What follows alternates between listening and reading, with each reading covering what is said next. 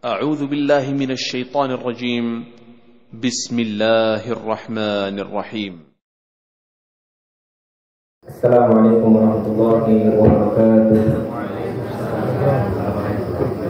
إن الحمد لله نحمده ونستعينه ونستغفره ونعوذ بالله من شرور أنفسنا ومن سيئات أعمالنا. من يهده الله فلا مضل له ومن يضلل فلا هادي له. أشهد أن لا إله إلا الله وحده لا شريك له وأشهد أن محمدا عبده ورسوله. قال الله تعالى في كتابه الكريم: يا أيها الذين آمنوا اتقوا الله حق تقاته ولا تموتن إلا وأنتم مسلمون. وقال: يا أيها الناس اتقوا ربكم الذي خلقكم من نفس واحدة وخلق منها زوجها وبث منهما رجالا كثيرا ونساء واتقوا الله الذي تساءلون به والأرحام إن الله كان عليكم رقيبا. وقال: يا أيها الذين آمنوا اتقوا الله وقولوا قولا سديدا يصلح لكم أعمالكم ويغفر لكم ذنوبكم ومن يطع الله ورسوله فقد فاز فوزا عظيما. أما بعد، فإن أصدق الحديث كتاب الله وخير الهدي هدي محمد صلى الله عليه وسلم وشر الأمور محدثاتها وكل محدثة بدعة وكل بدعة ضلالة وكل ضلالة في النار. Amma ba'd, ma'asyiral muslimin wal muslimat, semoga dimuliakan oleh Allah Subhanahu wa taala. Alhamdulillah, kita memuji dan bersyukur kepada Allah, kita masih diberikan oleh Allah kesempatan untuk menunaikan salah satu di antara bentuk kewajiban yang Allah wajibkan kepada kita, yaitu menuntut ilmu. Semoga pada malam hari ini kita mendapatkan ilmu yang bermanfaat untuk kita, keluarga kita, kemudian orang yang kita cintai atau mungkin masyarakat pada umumnya. Kemudian tak lupa kita bersalawat kepada Nabi Muhammad SAW, seorang Nabi dan Rasul yang diutus oleh Allah kepada kita semuanya. Maka kita dengan mencintainya akan mendapatkan syafaat daripada Allah Subhanahu wa taala, sebagaimana kita dianjurkan untuk bersalawat kepadanya. Maka itu pun merupakan bentuk kecintaan kita kepada Nabi SAW. Maka jangan pernah tinggalkan salat kepada Nabi SAW setiap harinya dengan kalimat yang paling ringan mungkin untuk kita ucapkan, Allahumma shalli ala Muhammad, atau mungkin Allahumma shalli wa sallim ala nabiyina Muhammad, atau dengan salawat yang terbaik yaitu salat Ibrahimiyah, Allahumma shalli ala Muhammad wa ala ali Muhammad kama shallaita ala Ibrahim wa ala ali Ibrahim innaka Hamidum Majid. Allahumma barik ala Muhammad wa ala ali Muhammad kama barakta ala Ibrahim wa ala ali Ibrahim innaka Hamidum Majid. Masyaallah muslimah yang semoga dimuliakan oleh Allah Subhanahu wa taala. Insyaallah kita akan melanjutkan pembahasan kita di minggu yang kedua ini, yaitu dengan pembahasan tafsir. Kemarin kita sudah membahas tentang tafsir surat Al-Falaq ya. Kemudian kita akan membahas pada kesempatan malam hari ini tentang tafsir surat An-Nas ya. Jadi surat Al-Falaq dan surat An-Nas ini salah satu di antara sebab turunnya itu satu, yaitu disihirnya Nabi SAW. Makanya di dalam Al-Quran itu ada yang namanya sababun nuzul, sebab kenapa ayat ini diturunkan. Dan salah satu di antara sebab kenapa Al-Quran ini diturunkan oleh Allah Subhanahu wa taala yaitu surat Al-Falaq dan surat An-Nas, yaitu disebabkan karena Nabi SAW pada saat itu disihir ya oleh orang Yahudi. Maka turunlah surat An-Nas dan Al-Falaq untuk menghilangkan apa? Untuk menghilangkan sihir dari Nabi SAW ya. An-Nas ya, yang biasa kita kenal artinya manusia, atau sering juga dikenal dengan surat Qul a'udzu birabbin nas ya.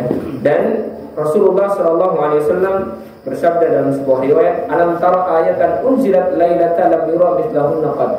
Apakah kalian melihat ada satu surat atau dua surat An-Nas dan Al-Falaq yang tidak pernah diturunkan sebelumnya ya, mithlahu qad, yang seperti ini. Kemudian apa itu ya Rasulullah? Qul a'udzu birabbil falaq, qul a'udzu birabbin nas. Atau disebut juga qul a'udzu birabbil falaq dan qul a'udzu birabbin nas mu'awwidatan, dua surat perlindungan ya, ditambah dengan surat Al-Ikhlas, sehingga Rasulullah SAW tidak pernah meninggalkan bacaan Qul a'udzu birabbin nas, Qul a'udzu birabbil falaq dan Qul huwallahu ahad setelah selesai salat. Maka dianjurkan ini sunnah membaca trikul. Qul huwallahu, qul a'udzu birabbil falaq, qul a'udzu birabbin nas, selesai salat. Ya. Apa sih keutamaan daripada surat An-Nas? Sebelum kita bahas satu persatu makna daripada ayat atau surat demi surat atau ayat demi ayat dari surat An-Nas, maka kita bahas dulu keutamaan daripada surat An-Nas. Maka kata para ulama, salah satu di antara keutamaan atau kemuliaan surat An-Nas, tustahabbu qira'atuhu fi duburi kulli shalah. Dianjurkan sekali untuk membaca surat An-Nas itu selesai salat. Jadi selesai kita salat, selesai zikir, kita dianjurkan untuk membaca surat An-Nas. Ya, dibarengi dengan Al-Falaq dan Qul. Ya, trikul ini tidak pernah tertinggal biasanya. Makanya kalau kita mau selesai sholat atau mau tidur ataupun yang lain, pasti Rasulullah menganjurkan untuk kita membaca trikul ini. Qul huwallahu, qul a'udzu birabbil falaq, qul a'udzu birabbin nas. Maka kemuliaan atau keutamaan yang pertama, dianjurkan kita membacanya selesai sholat, sebagaimana dalam hadis yang diriwayatkan oleh Uqbah bin Amir radhiyallahu ta'ala anhu, Rasulullah sallallahu alaihi wasallam mengatakan beliau mengatakan amarani Rasul sallallahu alaihi wasallam an aqra bi muawwidatan fi duburi kulli shalah. Aku diperintahkan oleh Rasul, kata Uqbah, untuk membaca dua surat muawwidatan perlindungan, yaitu surat An-Nas dan surat Al-Falaq. Jadi kalau zikir setelah sholat, jangan tinggalkan qul a'udzu birabbil falaq, qul a'udzu birabbin nas. Banyak manusia yang lupa terhadap zikir ini atau surat ini. Ya, ketika selesai sholat, tahunya selesai sholat itu apa? Al-Fatihah. Padahal Al-Fatihah sudah dibaca ketika sholat. Tapi selesai sholat malah yang dibaca Al-Fatihah. Padahal sunnah yang dianjurkan apa? Istighfar. Ya, suratnya yang dianjurkan apa? Qul a'udzu birabbil falaq, qul a'udzu birabbin nas, qul a'udzu qul huwallahu ahad. Itu yang dianjurkan. Ini banyak manusia yang lupa. Padahal hadisnya sudah jelas Rasulullah memerintahkan untuk kita membaca ini selesai salat. Yang kedua, keutamaannya itu ma unzila mithlu mu'awwidatan fit Taurat wala fil Injil wala fil Furqan. Jadi tidak ada surat yang diturunkan ya di dalam Al-Qur'an itu ya tidak pernah diturunkan sebelumnya di surat di kitab Taurat atau Injil atau Furqan, kecuali hanya Al-Qur'an saja yang diturunkan di dalamnya surat An-Nas. Ya, jadi tentang perlindungan tidak diturunkan di surat Di surat Taurat atau di kitab Taurat, kitab Injil dan kitab Al-Furqan, tidak diturunkan. Hanya di mana? Hanya di Al-Qur'an saja. Ya, maka ini keutamaannya. Kemudian man qara al-mu'awwidat hina yumsi wa hina yusbih thalatha takfihi min kulli syai'. Siapa yang membacanya setiap pagi dan petang 3 kali, pagi dan petang. Makanya ada zikir pagi dan petang. Siapa yang membaca ini setiap pagi dan petang 3 kali, qul huwallahu, qul a'udzu birabbil falaq, qul a'udzu birabbin nas, 3 kali, maka apa? Allah cukupkan dari segala sesuatu.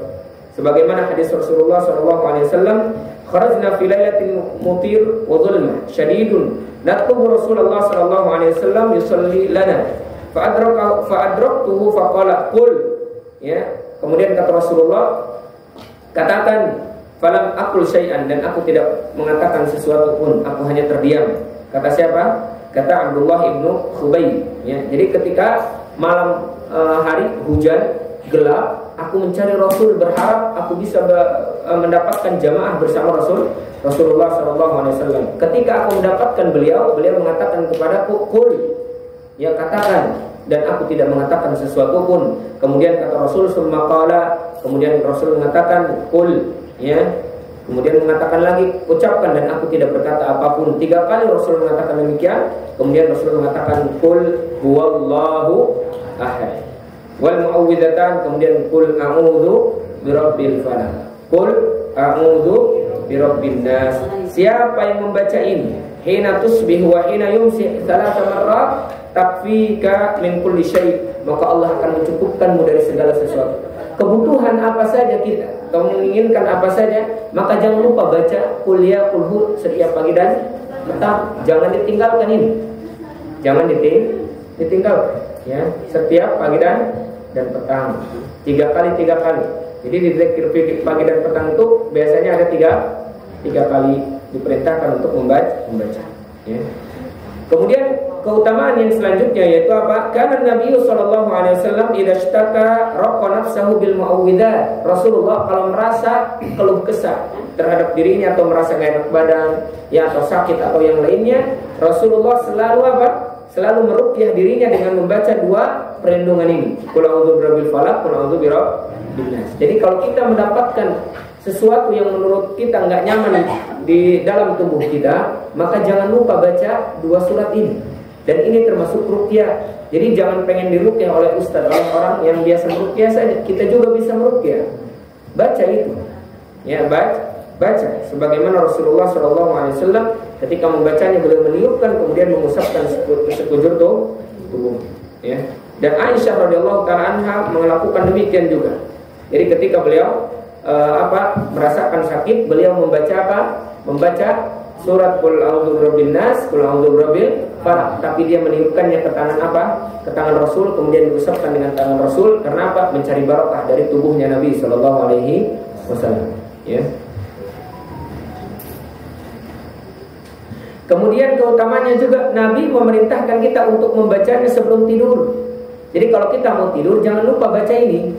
Maka kita akan dijaga daripada gangguan syaitan. Makanya kita nanti akan bahas satu persatu ayat apa sih yang terkandung dalam surat An-Nas. Maka Rasulullah memerintahkan kita jangan tinggalkan sebelum engkau tidur di kasurmu untuk membaca surat An-Nas, Al-Falaq, kemudian Al-Ikhlas. Sebagaimana hadis Rasulullah SAW mengatakan, anna Nabiy SAW kana idza awa ila firashihi. Sesungguhnya Nabi SAW ketika mau mendatangi kasurnya, kulla lailatin, setiap malamnya, jama'a kaffaihi, kemudian yang mengumpulkan tangannya seperti ini, tsumma nafa fihima faqara fihima, kemudian meniupkan di tangannya dan membaca ini, qul a'udzu birabbin nas, qul a'udzu birabbil falaq, qul huwallahu ahad. Kemudian ditiupkan lagi. Kemudian setelah itu famasaha, kemudian mengusapkan dengan kedua tangannya ini ke seluruh jasadnya yang mampu dia dapatkan. Ya, mulai dari kepalanya, kemudian badannya, kemudian seluruh badannya yang bisa dia jangkau dengan tangannya. Nah, ini termasuk sunnah yang sering dilalaikan, sehingga nanti kalau kita tidur terlindung dari keburukan syaitan. Ya, ta'ayyan warana uluk-uluk. Ya. Jadi mual kaganggu, mimpinya dia tidak akan mimpi mimpi yang menakutkan. Kemudian tidak akan linglung atau gundam, ya, lempang tiba-tiba ada di lewung misalnya. Ya, tiba-tiba ada di Semukadu, wah itu malah gundam memangnya, ya. Ada kemarin gundam nih, ya. Maka termasuk perintah Nabi. Jadi kalau misalkan mau tidur jangan lupa baca ini, minimal ini, terlindung kita dari syaitan. Bahkan bukan hanya dari syaitan, dari gangguan manusia pun akan dilindungi oleh Allah Subhanahu wa taala, ya. Maka 3 kali nanti diusapkan ke jasad kita setelah membaca trikul ini. Diusapkan ke seluruh badan kita yang bisa dijangkau dengan tangan kita, ya. Kemudian ketika kita disihir, jangan lupa baca juga ini. Ustaz, kayaknya saya disihir nih. Kok saya perasaan gini-gini gitu. Ustaz, kayaknya nih kawan saya terkena sihir. Ustaz, kayaknya keluarga saya terkena sihir.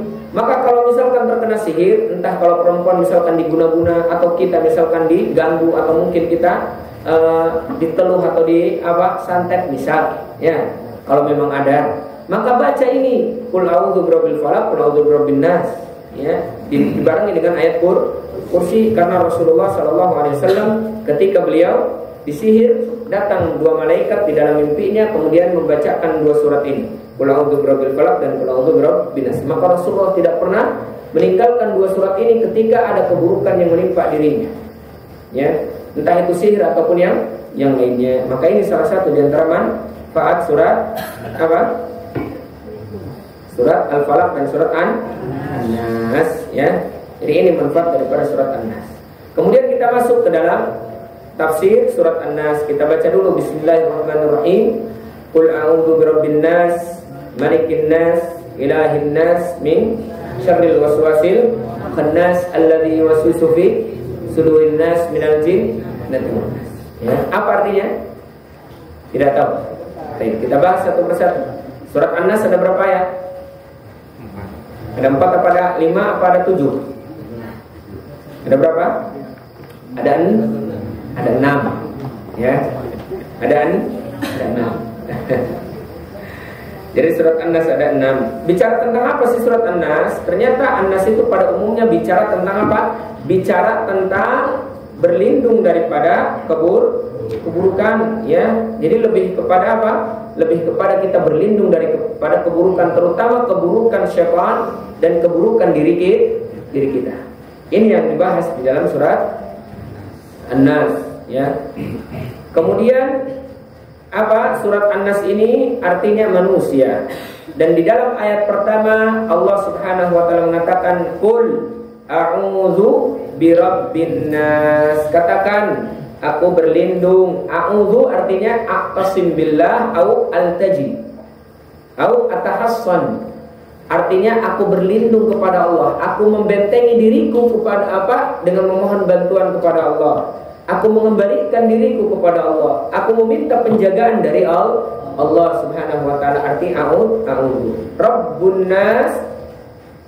Rabbun nas apa artinya? Rabbun nas artinya Rabbnya manusia. Jadi manusia itu punya Rabb. Ya, manusia itu punya Rabb. Inna rabbaka huwa khalqul alim. Sesungguhnya Rabb kalian adalah Rabb yang menciptakan dan Maha Alim. Ya, makanya Rabbun nas. Jadi yang menciptakan manusia itu Allah, bukan hanya manusia yang diciptakan oleh Allah, yaitu langit dan bumi pun diciptakan oleh Allah Subhanahu wa taala. Maka di sini Allah Subhanahu wa taala menyebutkan qul a'udzu birabbi an-nas. Rabb itu asma min asma'illah. Nama daripada nama Allah. Nama Allah ada berapa? 99 lebih. Kita nggak tahu lebihnya berapa. Ya, dan Rabb termasuk nama dari nama Allah Subhanahu wa taala yang harus kita imani. Kemudian apa? Malikin nas. Apa maksudnya Malikin nas? Rajanya manusia. Kerajaan manusia ada awal, ada ujung. Maksudnya ada akhirnya. Tidak ada yang namanya kerajaan yang abadi. Berapa sih kerajaan manusia di Indonesia saja? Paling juga mentok-mentok 2 periode 10 tahun. Kalau misalkan apa monarki kerajaan yang paling juga seumur hidupnya, berapa sih umur manusia? Paling 60 sampai 70. Setelah itu sudah selesai, kembali lagi tahtanya. Tapi Malikin nas maksudnya apa? Allah Subhanahu wa taala, ya, Malikul Muluk, rajanya raja. Dan kekuasaan Allah, kerajaan Allah tidak ada ujungnya. Kerajaan Allah tidak ada ujungnya. Beda dengan kerajaan manusia. Makanya nanti Allah Subhanahu wa taala mengatakan ketika hari kiamat, ana malikul muluk. Aku adalah raja daripada raja. Siapa atuni bimulukid dunya, mana datangkan aku dengan raja-raja dunia. Yang ketika di dunia songong, yang ketika di dunia gagayaun, yang ketika dunia merasa saya yang paling punya segalanya, mana datangkan seluruh mulkud dunia, raja-raja dunia, datangkan kepada, ya. Maka Allah katakan ana malikul muluk, aku adalah rajanya raja. Raja dunia nggak ada apa-apanya, ya. Misalkan penguasa dunia siapa? Satu orang misalkan itu tidak ada apa-apanya di sisi Allah Subhanahu wa taala. Tetap kerajaan mereka apa? Kerajaan mereka sebentar, nggak bakal lama, ya. Maka Malikin nas maksudnya apa? Rajanya manusia, ya. Rajanya manusia. Maksudnya Allah Subhanahu wa taala, dan kekuasaan Allah, kerajaan Allah tidak bisa apa? Tidak bisa ditandingi oleh semua manusia atau oleh semua makhluk. Walaupun semua manusia berkumpul misalkan untuk mengalahkan kekuasaan Allah atau untuk menandingi kekuasaan Allah, kerajaan Allah tidak akan bisa, karena sesungguhnya Allah adalah Malik atau raja daripada raja, yang tidak ada raja selain Allah. Dan kerajaan Allah sempurna, beda dengan kerajaan manusia. Kerajaan manusia yang paling, kalau di Indonesia, raja Indonesia yang paling hanya mencakup Indonesia saja. Kalau misalkan di Amerika, ya rajanya Amerika saja. Di Inggris saja. Tapi kalau Allah Malikud dunia, raja dunia dan akhirat, tidak ada yang menguasai selain Allah Subhanahu wa taala. Kemudian apa lagi? Ilahin nas. Apa arti ilahin nas? Kemudian aku berlindung juga kepada sesembahannya manusia. Siapa yang dimaksud sembahannya manusia? Allah. Ilah artinya sesembahan. Maksudnya yang disembah al-ma'bud.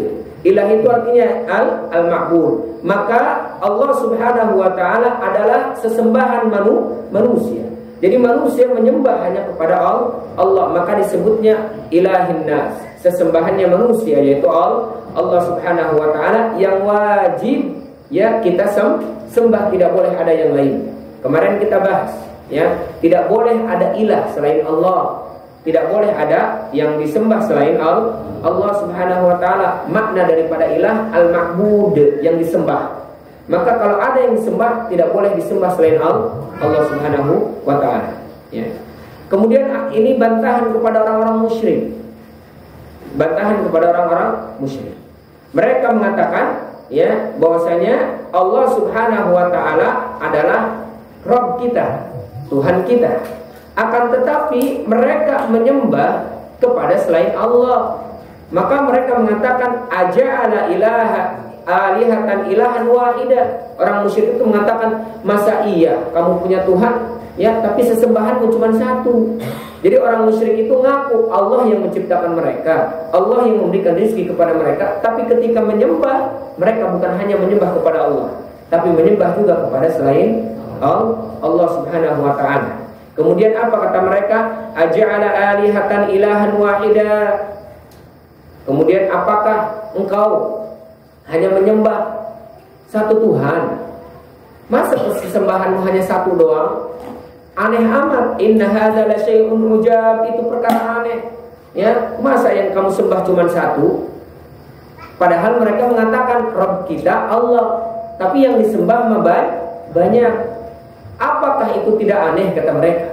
Masa iya punya Tuhan tapi yang disembah cuma satu? Mana yang lebih aneh kira-kira? Apakah ya yang mengatakan pencipta mereka Allah tapi mereka menyembah selain Allah, ataukah yang paling aneh itu yang mengatakan Allah Tuhan kita, yang disembah hanya Allah, tidak ada yang lain? Mana yang lebih aneh? Yang pertama ya, tapi mereka mengatakan yang aneh itu punya Tuhan satu ya, masa sesembahannya juga satu, harus banyak dong kata mereka orang-orang musyrik ya. Dan disinilah kesalahan kaum muslimin rata-rata. Mereka mengaku Allah yang menciptakannya, mereka mengaku Allah yang memberikan rezeki, mereka mengaku Allah yang memberikan manfaat dan mudarat, tapi masih ada yang percaya kepada sesuatu selain Allah, masih percaya kepada jimat-jimat, masih minta ke dukun, masih minta ke ini dan ke itu. Itulah yang disebut apa? Mengaku Tuhan yang satu Allah, tapi ternyata menjadikan sesembahan selain Allah, ibadahnya kepada selain Allah. Ini yang dikatakan pekerjaan atau perilaku syirik yang harus kita jauhi. Maka di sini kata para ulama, qul a'udzu birabbin nas, qul a'udzu malikin nas, ilahin nas. Kita diajarkan oleh Allah Subhanahu wa taala untuk berlindung kepada Allah dengan 3 sifat Allah Subhanahu wa taala. Yang pertama, dia adalah pencipta ya, kemudian dia adalah raja, dan dia adalah sesembahan yang tidak boleh disembah kecuali beliau, Allah Subhanahu wa taala. Ya, maka 3 sifat ini kita berlindung dengannya. Ya, dari apa sih berlindungnya? Dari apa berlindungnya? Min syarril waswasil khannas. Nah, ini pembahasan kita. Daripada keburukan. Kemarin kita sudah bahas keburukan itu banyak. Ada keburukan diri kita, ada keburukan makhluk Allah, ada keburukan manusia, ada keburukan jin. Tapi di sini kita berlindung langsung min syarril waswas. Apa itu waswas?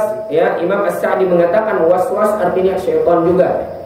Ya, ada juga mengatakan waswas itu ya bisikan. Khannas, bisikan syaitan. Khannas artinya syaitan yang bersembunyi dan kembali. Syaitan itu sering datang, sering pergi. Maka kata para ulama, al-khannas artinya ar-raja. Khannas itu artinya kembali, datang dan pergi. Jadi syaitan itu sering datang, sering pergi.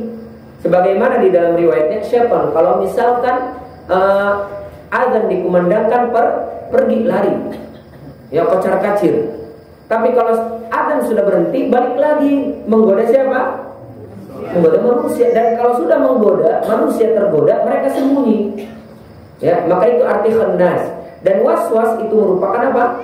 Merupakan bisikan hati. Banyak manusia yang tergoda ya ketika dibisikkan oleh syaitan sehingga nanti punya penyakit yang disebut penyakit waswas ya, banyak sekali ya waswas.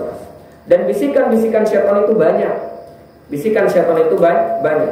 Akhirnya apa yang membisikkan ke dalam dada diri kita, kemudian akhirnya jadi suudzon, itu juga termasuk waswas ya. Kemudian ada juga waswas yang sifatnya mengganggu kepada diri kita. Contohnya apa waswas? Contohnya waswas. Tempat waswas itu biasanya yang pertama ketika wudu. Ada waswas ragu-ragu. Ya, bisa makna waswas itu dimaknai ragu-ragu, dan itu juga datangnya dari syaitan sebagaimana kata di dalam riwayatnya al-waswasatu minasy syaitan. Waswas itu datangnya dari syaitan. Ya, biasanya ketika wudu. Ketika wudu itu terkadang banyak manusia ya ketika sudah wudu, apakah saya sudah niat atau belum, sehingga diulang berkali-kali. Udah mulai ke tangan, kayaknya saya belum niat, ulangi lagi dari awal. Apakah saya udah kumur-kumur atau belum? Ya, padahal udah, perasaannya belum, ulangi lagi berkali-kali. Kemudian apa lagi? Perasaan saya belum mencuci tangan saya, perasaan saya belum mencuci kaki saya. Itulah waswas biasanya dalam wudu. Ya. Jadi itulah yang diinginkan oleh syaitan. Pada akhirnya apa kata para ulama? Orang yang terkena waswas itu hatinya kotor, hatinya bingung, ya, hatinya apa? Ragu terhadap apa? Dirinya. Akhirnya melakukan ini lagi, melakukan itu lagi. Bahkan terkadang apa? Ketika sudah wudu, mereka mengatakan, kayaknya saya batal nih. Kayaknya saya belum wudu nih.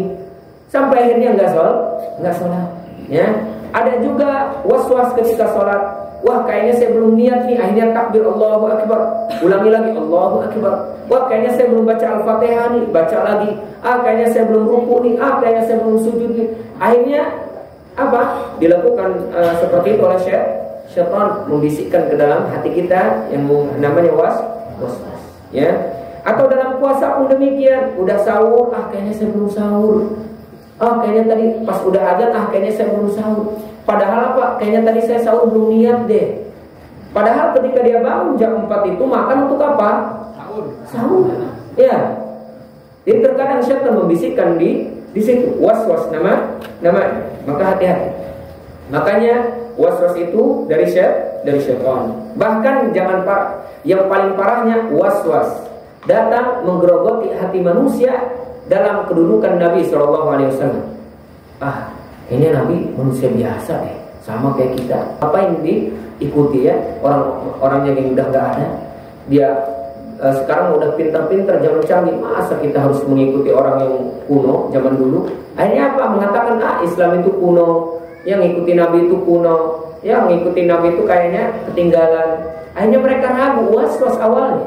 Yang paling parah waswas kepada Allah. Awalnya apa? Menanyakan, kamu siapa yang menciptakan? Kamu dari mana? Saya dari orang tua dari mana? Orang tua ini sampai dari Adam dari mana? Adam dari tanah siapa yang menciptakan? Allah siapa yang menciptakan? Ujung-ujungnya ke situ. Syaitan awalnya tadi ragu dalam ibadah dan yang lainnya. Bahkan ada kisah seorang ulama ketika ditanya, Syekh, ya, apakah saya sholat atau tidak? Kenapa? Saya ragu tadi berwudu. Ya, seolah-olah saya belum berwudu. Kemudian apa kata beliau? Kamu gak usah sholat. Kamu gak usah sholat. Kenapa saya gak usah sholat ya Syekh? Kenapa saya gak usah sholat? Ya, karena orang majnun, orang gila itu tidak diwajibkan kepadanya sholat. Ya Syekh, apakah engkau mengatakan saya gila? Lah, saya tidak mengatakan kau gila. Tapi termasuk ciri orang gila itu ragu-ragu terhadap dirinya. Linglung, apakah udah wudu atau belum? Saya mau sholat tapi tidak, enggak usah sholat kata dia. Enggak usah sholat. Kenapa? Ya tadi tidak ada kewajiban bagi orang gila untuk sholat. Ya Syekh, engkau mengatakan saya gila. Saya tidak mengatakan orang gila. Tapi diantara sifat gila itu apa? Dia bingung terhadap dirinya. Saya udah wudu atau belum? Saya udah niat atau belum? Saya sudah ini atau belum? Udah enggak usah sholat katanya. Maksudnya apa? Maksudnya coba lawan dirimu dari rasa waswas. Dengan cara apa? Meminta perlindungan kepada Allah. Qul a'udzu birabbin nas, qul a'udzu birabbil falaq. Kemudian apa? Kemudian tinggalkan keraguan. Kalau misalkan kita sedang wudu, kayaknya saya belum niat, tinggalkan. Karena itu boleh jadi waswas. Kayaknya saya belum kumur-kumur, tinggalkan. Ya, sudah jelas sudah berkali-kali. Kayaknya kurang sempurna wudhu saya. Kayaknya kumur-kumur kurang sempurna. Takbir saya kayaknya kurang sempurna. Kayaknya kurang ini dan kurang itu. Tinggalkan. Karena ini yang disebut waswas daripada syaitan. Dan ingat, waswas itu dari syaitan, jangan diikuti. Atau waswas juga membisikkan ke dalam hati manusia, yang menjadikan hati manusia suudzon. Kadang mendatangkan hayalan-hayalan yang sifatnya buruk. Ya, jadi awalnya apa? Dari waswas itu ragu dibisikkan oleh syaitan kepada hati manusia, yang pada akhirnya apa? Manusia punya angan-angan yang lainnya, punya keinginan yang buruk. Ya, daripada bisikan syaitan itu. Maka hati-hati ya, kalau misalkan ada waswasah, langsung tinggalkan dan berlindung kepada Allah Subhanahu wa taala, dan jangan diikuti ya. Apa dalilnya? Kata Allah, wa imma yanzaghannaka minasyaitani nazghun fasta'id billah. Kalau syaitan mengganggu kepada diri kita, membisikkan dalam diri kita, langsung berlindung, a'udzubillahi minasyaitan. Jadi kalau ada keraguan, saya tadi udah niat atau belum ya? Saya tadi udah sempurna atau belum ya? Kayaknya salah nih saya ini ibadah saya, langsung berlindung, a'udzubillahi minasyaitonir rajim. Bisa dipahami insyaallah? Masyaallah. Kemudian apa yang selanjutnya? Alladzi waswisu fi sudurin nas. Jadi setan itu setan itu salah satu daripada anak buah iblis. Ada banyak jenis godaan setan. Misalnya apa? Dengan membisikkan keburukan dalam hati manusia. Ya, jadi keburukan itu jadi bagus, kayak keburukan itu jadi bagus. Nggak apa-apa, kamu ngerjain cuma sebentar doang kok. Ya, bagus kok, indah, enak, misal. Jadi diperindah dan bagus, dihiasi oleh syaitan ya. Maka Allah Subhanahu wa taala berfirman, alam tara anna arsalna syayatina 'alal kafirina ta'uzzuhum azza. Sesungguhnya Allah Subhanahu wa taala telah mengutus syaitan kepada orang-orang kafir untuk apa? Untuk menghasut mereka berbuat maksiat. Jadi inilah godaan syaitan. Terkadang syaitan diutus kepada orang-orang kafir itu untuk menjadikan mereka lebih sesat, ya. Kemudian syaitan juga membisikkan ke dalam hati manusia, terkadang datang suudzon, ya, ada orang ya lewat langsung suudzon, dari mana si fulan, ngapain si fulan. Pokoknya perkara-perkara yang harusnya tidak kita pikirkan jadi pemikiran. Kemudian ibu-ibu terkadang kepada suaminya, suami saya jangan-jangan punya simpanan, dia sekarang nggak sayang ke saya. Atau sebaliknya, istri saya kayaknya berubah dari saya. Pokoknya apa? Waswasah akhirnya masuk ke dalam hati manusia, baik perempuan ataupun laki-laki. Gelisah, kenapa suami saya berubah, kenapa istri saya berubah, kenapa si fulan sekarang gini dan gini. Masuk syaitan, membisikkan ke dalam hati manusia, akhirnya rusak. Sebagaimana Rasulullah SAW juga pernah mengatakan ketika lewat dengan Sofia, istrinya Nabi SAW, ada dua orang yang lewat, kemudian mempercepat langkahnya. Kemudian kata Rasulullah, jangan cepat-cepat. Kenapa kok cepat-cepat? Karena syaitan berjalan majrul ma, ya, di peredaran darah. Maksudnya apa? Khawatir ini istriku Sofia. Khawatir apa? Rasulullah bersama perempuan. Siapa perempuan itu? Maka langsung disebutkan oleh Rasul, ini istriku Sofia. Padahal kalaupun tidak disebutkan, mungkin siapa? Mungkin manusia tidak akan suudzon kepada Nabi. Tapi syaitan terkadang apa? Terkadang membisikkan ke dalam hati manusia. Oh iya, tadi saya lihat Rasul bersama perempuan, nggak tahu siapa. Maka langsung Rasul jelaskan, ya fulan sekarang, ini istriku Sofia. Ya, maka kita pun demikian. Kalau ada orang yang suudzon, boleh kita memberitahukan, atau bahasanya klarifikasi. Khawatir apa? Khawatir suudzon. Baru lihat saja langsung geger di mana-mana. Tadi ada si fulan lagi ini lagi itu, nggak tahu itu lagi apa kan. Waduh, udah rame ucapannya. Ya, udah rame ucapannya. Ternyata apa? Tidak demikian ceritanya. Ya, maka tadi begitulah hati manusia selalu dibisikkan oleh syaitan. Akhirnya suudzon. Udah suudzon, ya sudah.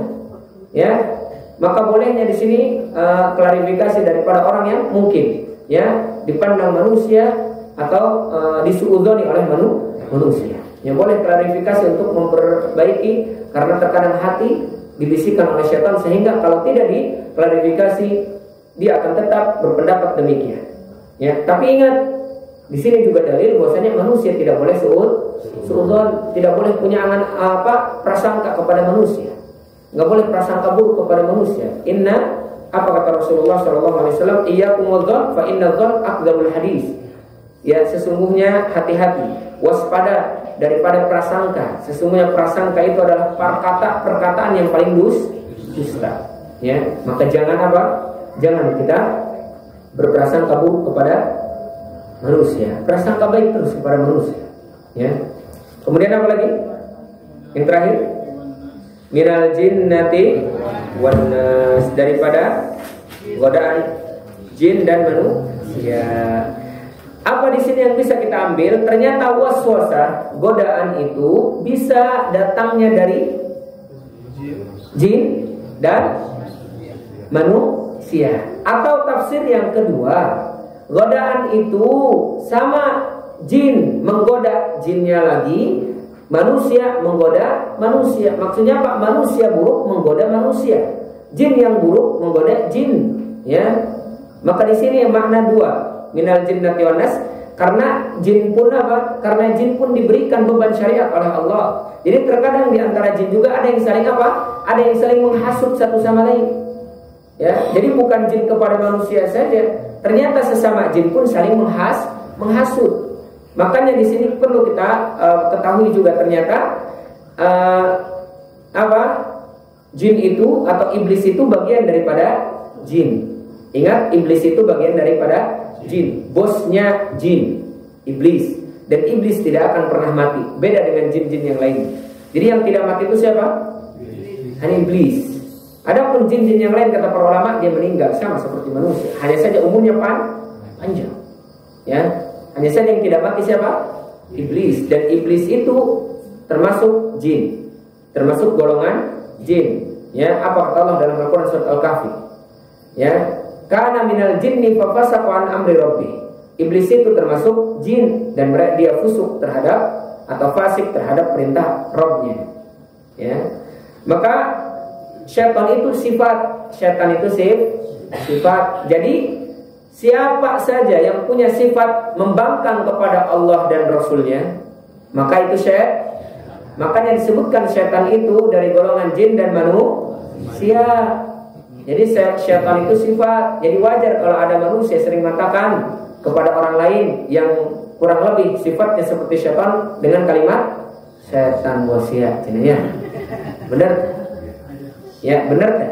Tapi tidak boleh juga kita mengatakan demikian. Tapi boleh kita mensifati manusia dengan sifat syaitan.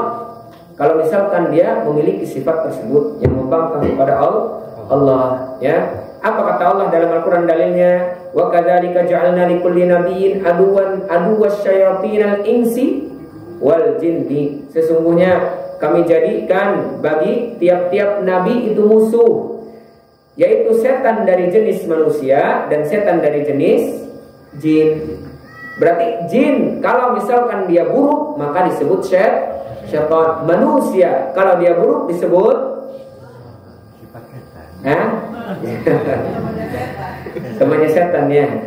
Maka jangan memiliki sifat yang buruk, karena sifat buruk termasuk sifat syaitan, ya, atau sifat buruk itu termasuk sifat syaitan, ya. Masyaallah muslimin yang semoga dimuliakan oleh Allah dan muslimah. Jadi itulah salah satu di antara tafsir surat An-Nas, ya. Jadi surat An-Nas itu salah satu di antara surat yang kita berlindung daripada keburukan, terutama keburukan diri kita, ya, al-falaq, dan keburukan juga makhluk Allah, ya, entah itu hewan atau syaitan atau mungkin manusia atau makhluk-makhluk yang lainnya. Dan kita juga berlindung kepada Allah dari godaan syaitan yang membisikkan ke dalam hati manusia, ya, yang terkadang yang terkadang tanpa terasa menjadikan diri kita was terhadap ibadah, ya. Kemudian jin juga terkadang mereka saling mengajak satu sama lain kepada golongannya, sebagaimana kata Allah dalam Al-Quran, wa yusrafna ilaika nafarun minal jin yastami'una al-Quran falamma hadaruhu qalu ansitu falamma qudiya wallaw ila qaumin mundirin. Yang ketika Rasul sedang sholat atau sedang baca Al-Quran, jin pada datang. Kemudian dia mendengarkan bacaan tersebut, ya. Kemudian setelah mendengarkan bacaan tersebut, mereka mengatakan falamma qadaw wallaw ila qaumihim munzirin. Kemudian langsung memberitahukan kepada kaumnya, ya qaumana inna sami'na kitaban unzila min ba'di Musa musaddiqan lima baina yadayhi yahdi ila al-haqqi wa ila tariqin mustaqim. Wahai kaumku, kata jin, sesungguhnya aku mendengar ada kitab yang diturunkan setelah Musa yang mengajarkan kepada kebenaran, menunjukkan kepada jalan yang lurus. Ya qaumana, wahai kaumku, ajibu da'i Allah, ya penuhi panggilan siapa? Penyeru Allah, penyeru kepada Allah. Siapa itu maksudnya? Nabi. Sesungguhnya tadi aku mendengar daripada makhluk ini, yaitu Nabi. Ya, seru mereka, ajak mereka, atau ikuti dia. Ajibu da'i Allah, ya, ikuti dia. Kata siapa? Kata iblis kepada kaumnya. Maka di sini juga mengatakan bahwasanya jin ada yang kafir dan jin juga ada yang muslim. Dan kita tidak tahu siapa jin kafir dan siapa jin muslim. Boleh jadi dia ngaku muslim kepada kita, padahal kafir, karena sifat syaitan aslinya kadu, ya, kadu atau dusta, ya. Enggak, kalau misalkan dia soleh, jin itu benar-benar soleh, tidak akan dia mengganggu manusia. Dia akan sibuk dengan urusannya sendiri. Dia akan sibuk dengan kegiatan ibadahnya sendiri. Sebagaimana orang soleh di golongan manusia, maka dia tidak akan sibuk mengganggu orang lain. Ya, nggak akan namanya sesoleh-solehnya manusia, nggak akan yang namanya berhubungan dengan jin, nggak akan berhubungan dengan jin. Sama jin pun, kalau dia soleh tidak akan berhubungan dengan manusia. Dia akan menyibukkan dengan ibadah kepada Allah Subhanahu wa Ta'ala. Yang datang mengganggu biasanya jin nakal, bermasalah. Jin bermasalah.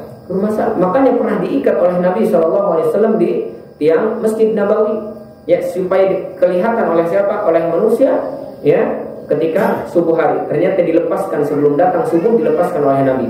Kalau tidak aku ingat doanya Nabi Sulaiman, maka aku akan tetap ikat kamu supaya manusia melihat. Tapi ternyata apa? Dilepaskan oleh Rasul SAW. Ini jin nakal.